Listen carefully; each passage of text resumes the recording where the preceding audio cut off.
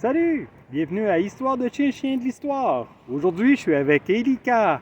Elika, c'est un chien errant qui a été trouvé et amené dans une SPA.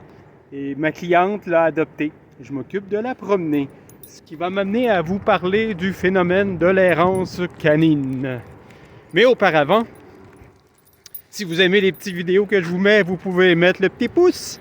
Vous pouvez partager, vous pouvez commenter. N'hésitez pas à me demander des sujets que vous aimeriez que j'aborde.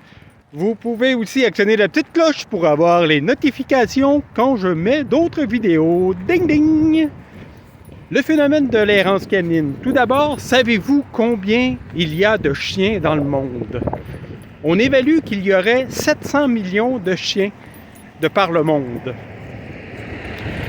De ce nombre, seulement 25% habitent dans des familles, ce qui laisse 75% de chiens en situation d'itinérance, mesdames et messieurs.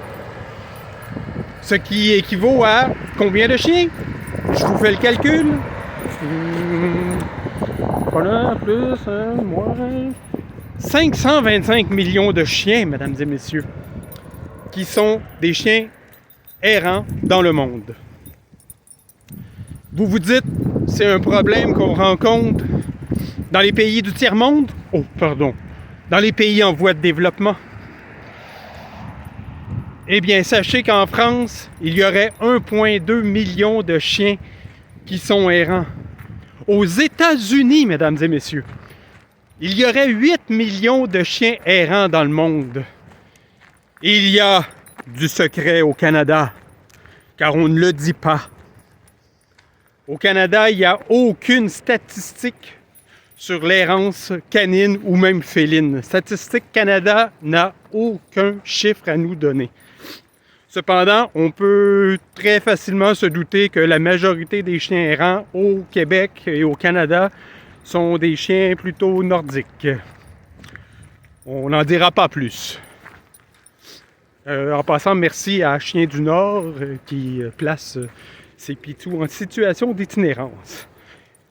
Et pour terminer, je vous dirais, si vous voulez éviter de vous départir de votre pitou, n'hésitez surtout pas à stimuler son intelligence, car c'est pour son bien-être et le vôtre.